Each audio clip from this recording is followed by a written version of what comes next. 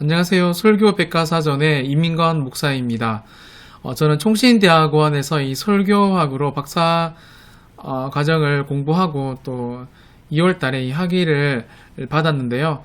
오늘부터 저는 여러분, 특별히 목회자들이 이 설교를 하면서 한 번씩은 고민했던 것들, 그리고 저와 함께 여러분이 현장에서 고민하고 느끼는 것들을 조금 더 쉽고 구체적인 이 사례들을 가지고 한번 생각해 보고자 합니다. 여러분, 오늘은 그 첫 번째 시간으로 설교 제목 정하는 방법에 대해서 한번 나누어 보고 싶습니다. 여러분은 설교 제목을 어떻게 정하고 계십니까? 보통 우리가 설교 제목을 정할 때 이 두 가지 마음에서 시작된다고 저는 생각합니다. 첫 번째는 여러분이 성령님이 우리에게 주시는 마음으로 시작되고요. 두 번째로는 이 설교자의 저와 여러분의 이 마음에서부터 시작된다라고 생각합니다. 그럼에도 불구하고 성령님이 우리에게 감동을 주시는 그것보다 우리 스스로의 마음에서, 우리의 생각에서, 또 여러 가지 경험에서 이 설교 제목을 정할 때가 더 많죠. 여러분, 우리가 그 다음으로 생각해야 하는 것은 이 설교 제목이 누구에게 필요한가 하는 것입니다. 이 설교하는 사람, 우리 본인 설교자에게 필요한 제목인가, 아니면 이 설교를 듣는 청중들에게 이 필요한 제목인가를 우리는 한번 고민해 볼 필요가 있다라는 것입니다. 그렇습니다. 이 설교하는 설교자 자신을 위해서 설교 제목을 정하시는 우리 전도사님, 목사님들도 계시겠지만 거의 대부분은 우리 설교를 듣는 이 청중들 때문에, 청중들을 위한 설교 제목들을 우리가 선택하고 고민하고 결정할 것입니다. 여러분, 그렇다면 여러분의 설교를 듣는 이 청중들을 여러분 얼마나 많이 감안하고 계십니까? 여러분, 예를 들어서 연령이 50대, 60대, 70대 분들을 앉혀놓고 우리가 요셉의 꿈과 비전에 대해서 설교 제목을 정하고 설교하는 경우는 많이 없을 거예요. 왜냐하면 50대, 60대, 70대 연령대에서 이 꿈과 비전이란 주제는 그들의 연령대와 잘 맞지 않기 때문에 그렇습니다. 여러분, 제가 이 설교학 박사 논문을 이 청소년의 이 설교에 대한 공감에 대해서 제가 논문을 썼는데요.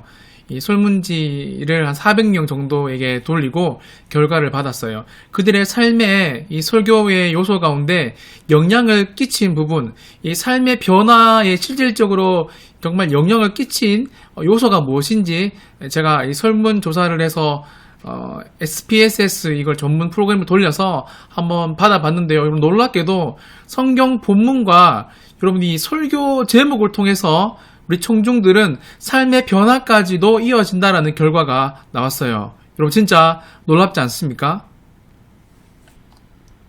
여러분, 이만큼 설교 제목을 잘 정하는 것은 너무너무 중요합니다. 여러분, 그렇다면 설교 제목을 구체적으로 우리는 어떻게 정해야 할까요?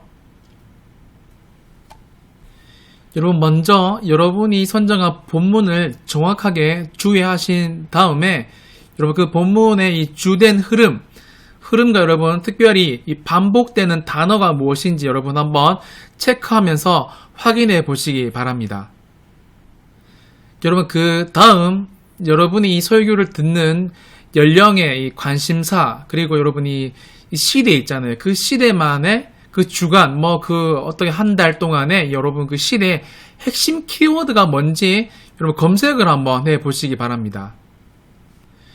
여러분, 최근 이 시대에 예를 들어보자면 이 시대에 여러분 최근에 흐르는 가장 주된 핵심 단어가 뭐죠? 여러분, 당연히 이 코비드 19입니다. 코로나 바이러스죠. 여러분, 그래서 저는 이 설교 제목을 삼행시로 지어봤는데요. 이렇게 한번 지어봤습니다. 코로나 바이러스를 로마서로 보는 나의 관점. 코로나. 본문은 로마서 8장 37절에서 39절 말씀으로 했습니다. 여러분, 그리고 지난주죠. 저는 3월 8일 이 고등부 설교 제목을 또 코로나로 지어봤어요. 이번에는 시편 37편 말씀을 본문으로 제목을 정했는데요. 이렇게 정했습니다. 이번에도 삼행시로 정했는데요. 코끝이 찡할 만큼 로맨틱한 나의 하나님이라는 제목으로 이렇게 한번 정해봤어요. 여러분, 이런 게 바로 이 설교 제목, 특별히 이 시대의 흐름을 읽고 성도들과 이 시대를 같이 공감할 수 있는 제목들이라는 것입니다. 여러분, 그렇다면 이런 설교 제목들이, 아이디어들이 저에게는 어떻게 이렇게 떠오르는 걸까요? 예전에 총신대학원에서 이 석사, 박사 설교학 과정을 공부할 때 여러분 잘 아시는 김대혁 교수님은 이런 말씀을 자주 하셨습니다. 이 설교자마다 여러분 이 결이 있다고요. 결. 사람마다 설교에 결이 있다라고 자주 말씀을 하셨습니다. 여러분, 무슨 말이냐면 이 스피치가 좋은 사람도 있고 주의에 강점이 있는 사람도 있고 설교 제목을 정말 잘 정하는 사람도 있고, 사람마다 여러분 말 그대로 이 결이라는 말 그대로 성품이나 바탕이나 상태, 즉 결이 여러분 다 다르다라는 말입니다.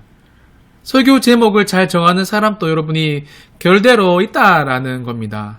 이해되시죠?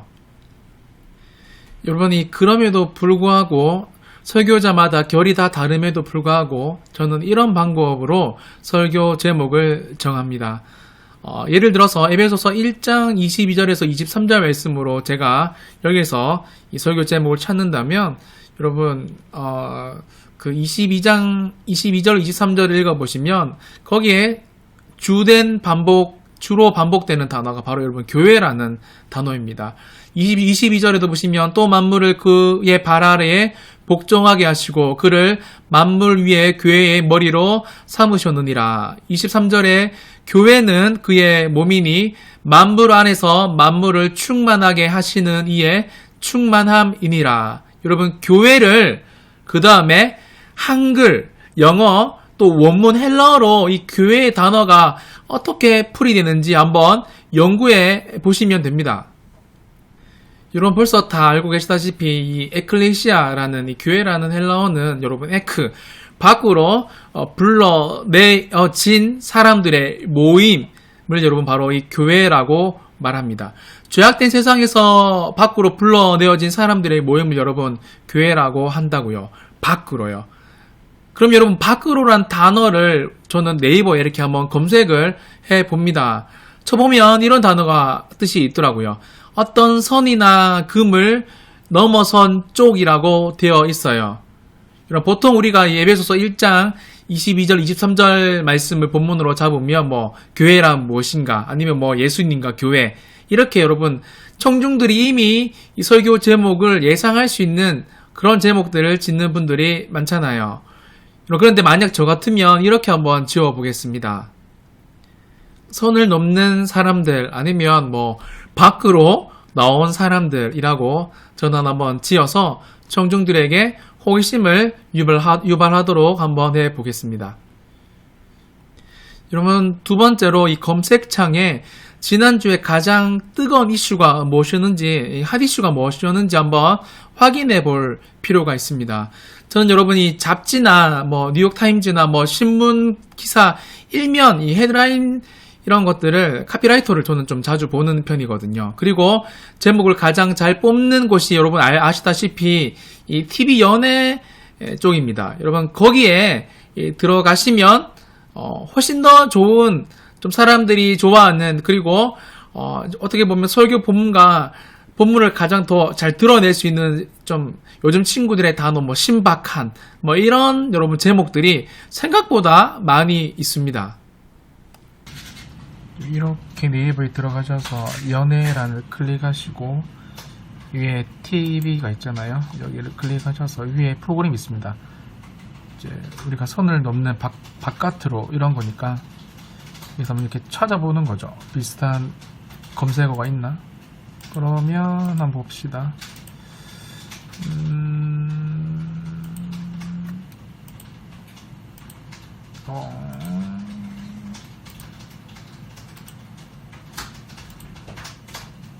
여기 선을 넘는 녀석들이 있네요. 이런 걸 선택하는 거죠. 이해되시죠? 여러분 세 번째로 이 첫 번째와 두 번째 제가 말씀드렸던 것을 근거로 세 번째는 우리의 설교를 듣는 청중들의 이 연령대를 여러분 먼저 고려해 봅니다. 여러분 잘 아시는 이 설교학을 공부를 조금 하시는 분들은 다 아시는 이 설교학의 헤돈 로빈슨이란 분은 사무엘하 11장을 여러분 설교하시면서 이런 제목을 쓰셨습니다. Middle Life Crisis, 중년의 위기라는 제목을 그분은 쓰셨어요. 여러분 제목 너무 좋지 않습니까?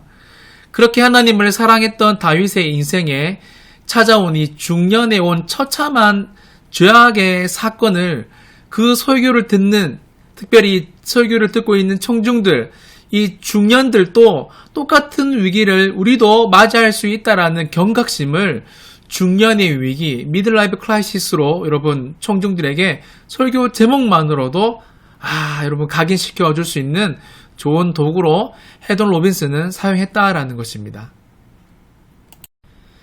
여러분 오늘은 이렇게 첫 시간을 짧게 마무리해 보고자 합니다. 여러분 이런 속담이 있죠. 고기도 많이 먹어본 사람이 많이 먹는다. 여러분 무슨 말입니까? 이 경험의 중요성에 대해서 말하는 속담이죠. 여러분 그만큼 늘 하는 것들, 우리가 일반적으로 늘 하는 것들이 여러분 매우 중요하다라는 것입니다. 여러분 이 설교 제목을 정하는 문제는 여러분 이게 금방 되는 게 아닙니다. 모든 스포츠나 다른 것들도 똑같지만요. 시간이 들여야 되고 곰탕처럼 깊게 오랜 시간을 들일 때, 고민을 할 때 여러분 자연스럽게 깊은 맛이 우러 나오는 것처럼 여러분 설교 제목도 곰탕처럼 그렇게 우러 나오는, 매번 우리가 일상생활 속에서 설교자로서 청중들에 대한 고민들, 특별히 하나님 앞에서의 고민들을 계속 할 때 여러분 진짜 깊게 우러나올 수 있는 것이 바로 설교 제목이다 라고 말씀드리고 싶습니다. 여러분 특별히 저는 이 말씀도 드리고 싶은데요. 설교 좀 하시는 분들이 있잖아요. 나 좀 설교 좀 잘하는데 하면서 다른 분들의 설교를 쉽게 이렇게 막 도마 위에 올려서 막 이렇게 써시는 분들, 여러분 그런 자세들은 매우 좋지 않다라고 생각합니다. 늘 겸손한 자세로, 여러분 특별히 아시다시피 은혜는 여러분 위에서 주어지는 겁니다. 우리 하나님께서 주시지 않으면 우리 설교에, 여러분 특별히 제목에 우리 설교를 듣는 청중들이 감동, 은혜를 받을 수 없다는 사실을 꼭 기억하고 여러분 늘 최선의 자세, 특별히 겸손한 마음으로 하나님 앞에 여러분의 설교 제목들을 잘 준비하시는 저와 여러분이 되기를 예수님의 이름으로 간절히 소망합니다. 감사합니다.